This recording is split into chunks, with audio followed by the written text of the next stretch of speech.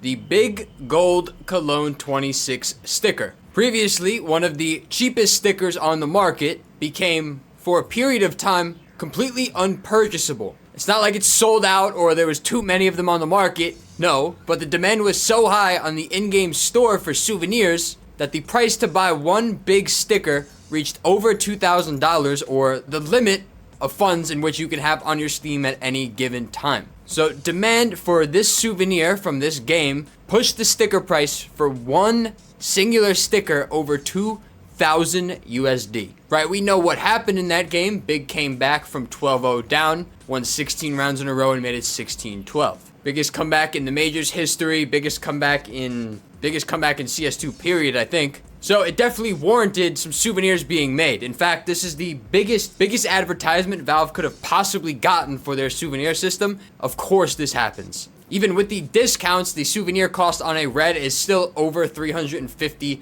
USD just to craft one from this match. And everyone has the same take, and it's reasonable. Valve has fucking lost their goddamn mind. Not even necessarily that it's a cash grab, because it's too expensive for anyone to buy. It's too expensive for anyone to reasonably purchase. $2,000 for a sticker, no one's buying that, we know that, but fuck, it's even crazy that they're asking for that.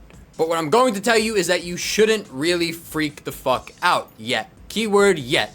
Don't rage and purchase something at a higher price than what you want to. Just wait a second, don't craft anything, because this will reward patience. So allow me to show you the system Valve has set up in a lot of their other systems in the game as well. That way you don't overpay for a souvenir at this major or any other future major ever again. The price changing is more so a effect of the actual mechanism that Valve has changed. It's a little bit jarring because we've been used to it for so long, but allow me to walk you through it. For the entire lifespan of CSGO, and at least some beginning stages of CS2, the deal was pretty simple, and that's because it was a chance-based system. You play the game, you get a weekly drop, it's a case for free. You pay a flat rate, $250 if you want to open it.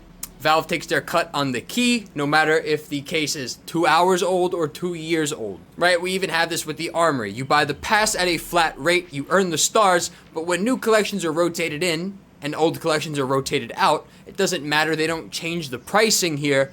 All they do is charge a flat rate. Train 2025 was 4 stars when it came out. It's 4 stars a year later. It would always be 4 stars as long as it stays in the armory, at least for now. But as we know, and the reason why you probably have skins in the first place, is that there is a secondary market involved, one in which real money is transacted. And what happens when new collections and new cases come out is that there is usually a novelty premium. Simply put, you get the newest, hottest item, and you're the first ones to get it.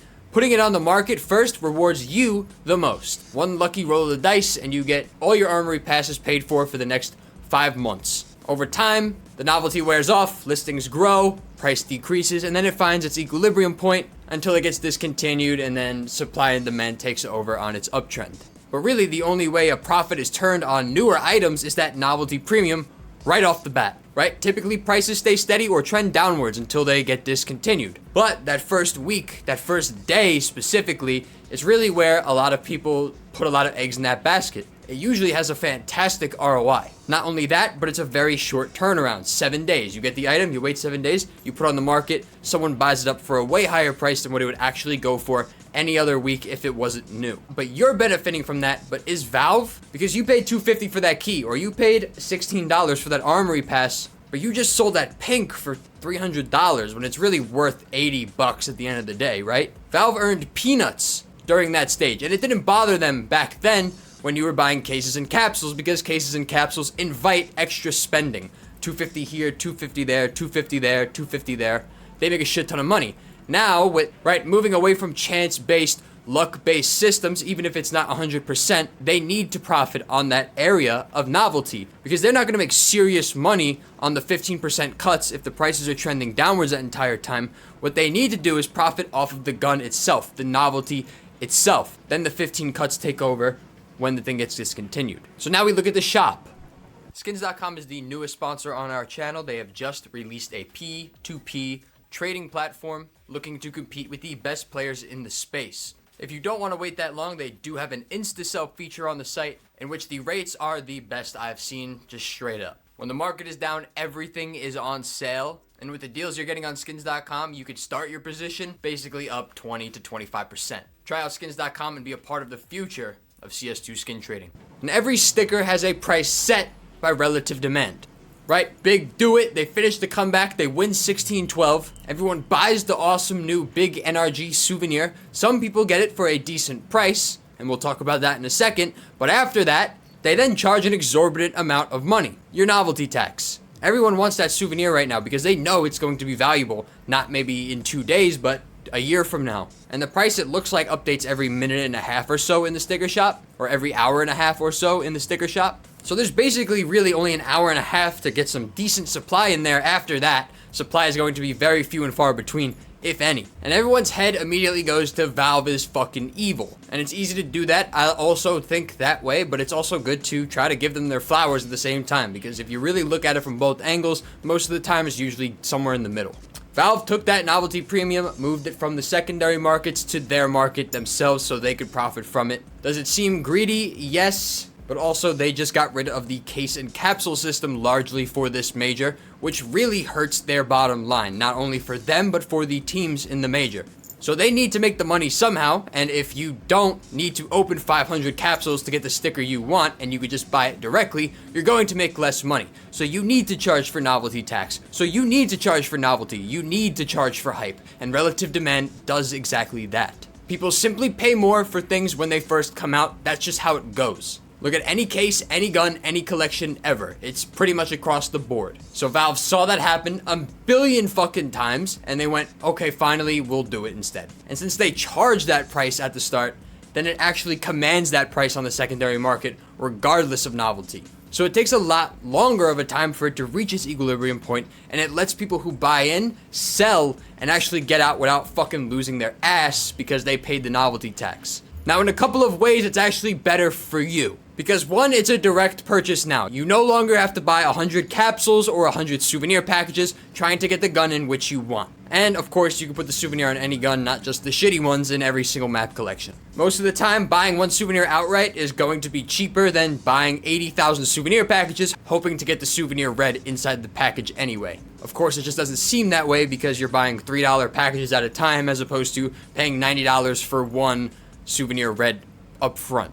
But that's not even really the point. The point of that is that you're not opening 90 capsules, so you're not creating 89 garbage supply and one supply that you actually want. Thus, keeping supply of every single other item lower and making things able to increase in price, able to appreciate, making things actually valuable in time. Supply is wholly intentional, which means that all the rookies that suck this major and that do good next major, it's going to be really hard to find that sticker from last year, right? That makes shit valuable. That almost turns stickers into like baseball cards in a way. So it's a really fucking cool system. You have to give it a shot. And even if the price is fucking ugly, it's probably cheaper than the expected number of capsules and thus payment of those capsules you'd have to open to get one of those, realistically. And I also think that's why Valve will never open up a old collection and let you redeem them once again, because it doesn't really seem that's what they're doing.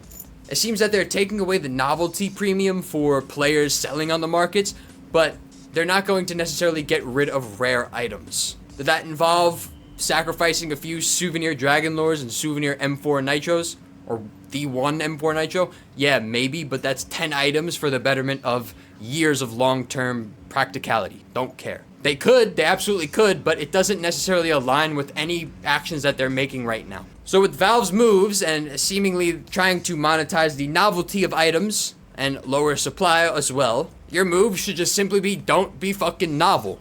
Wait. And the beautiful thing about the majors is that they work in stages. Stages 1 and 2, they don't get too many viewers, right? Usually 60 to 70,000 viewers on each respective live stream.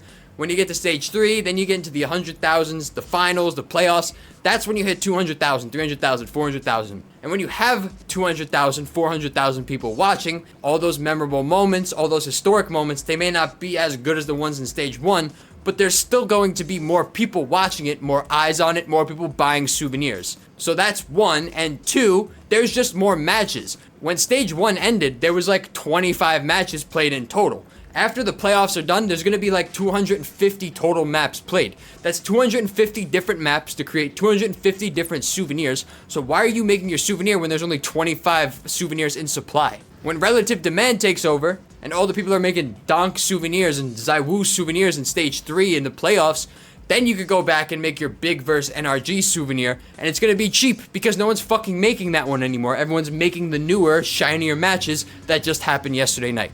When new moments come in and new highlights come in, all the old highlights go out the window and decrease in price. All the teams that got eliminated go down in price because everyone's getting the souvenirs of the teams that are still in it. Valve is making money off of them because they want to follow the herd and buy all the new expensive shiny shit, all the novel stuff, buy the old stuff, wait. Now, truthfully, the NRG versus big match, that might be a pure outlier. That's a very historic match. That may not go down in price epically. However, it probably will go from the $350 it is now to maybe like $275. Still expensive, but that's a historic match. That's a significant match. That's something that if you create intentionally, and even if you buy it for $275, it still will be worth more in a couple of years' time when that specific souvenir is sought after. And it's not like you could fake it either by putting fake stickers on it, because the souvenir guns are a percentage off. So all of the gold stickers are more expensive. So there's no reason, or it's impossible to go out and buy those gold stickers and make your own fake souvenir. They finally found a way to make gold stickers worth something, so congrats to them, because that felt like an impossible task. So just don't overpay for fucking novelty. Just wait, you fucking instant gratification idiot. Cheers.